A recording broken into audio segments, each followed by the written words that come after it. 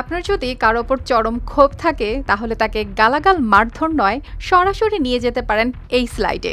কারণ মাত্র কয়েক সেকেন্ডের এই যাত্রায় এমন অনুভূতি হয় যেন বুকের ভেতরের হৃদয়টাই বুঝিয়ে বেরিয়ে আসবে মুখ দিয়ে। আর সেই ভয়ঙ্কর অথচ দারুণ রোমাঞ্চের স্বাদ নিতেই এখন সিঙ্গাপুরে ভিড় জমাচ্ছেন হাজারো মানুষ।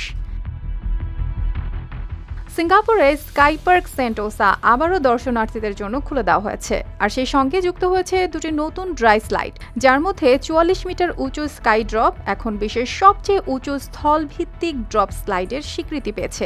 দূর থেকে দেখলেই গা শিউরে ওঠে, আর ভেতরে ঢুকে কয়েক সেকেন্ডের সেই পতনের অভিজ্ঞতা যেন শরীরের সব অনুভূতিকেই এক মুহূর্তের জন্য এলোমেলো করে দেয়। চারপাশে তখন শুধুই চিৎকার, হাসি আর উত্তেজনার শব্দ। কেউ চোখ বন্ধ করে নিচে নামছেন, কেউ আবার নিচে নেমেই আবার লাইনে দাঁড়িয়ে যাচ্ছেন। পার্ক কর্তৃপক্ষ জানিয়েছেন, পুনরায় চালু হওয়ার প্রথম দিন থেকেই দর্শনার্থীদের আগ্রহ ছিল চোখে পড়ার মতো। দুটি স্লাইডের অভিজ্ঞতাও ভিন্ন। কমলা রঙের বিগ লুক স্লাইড খোলা থাকায় নিচের নামার সময় চারপাশের দৃশ্য দেখা যায়, আর নীল রঙের স্কাই ড্রপ এ দাঁড়ানোর পর হঠাৎ পায়ের নিচের দরজা খুলে যায়। এরপর মুহূর্তের মধ্যে শুরু হয়ে যায় প্রায় উল্লম্ব গতিতে নিচে ছুটে চলা। ভারত থেকে আসা কয়েকজন পর্যটক এতটাই মজা পেয়েছেন যে একবার নয় বারবার চড়েছেন একই স্লাইডে। তার অনুভূতি ছিল, প্রথম ধাক্কাতেই মনে হয়েছিল হৃদয়টা যেন নিচে পড়ে যাচ্ছে। তবে এর চেয়ে বেশি উচ্চতা হলে হয়তো রোমাঞ্চের বদলে ভয়টাই বেশি কাজ করত।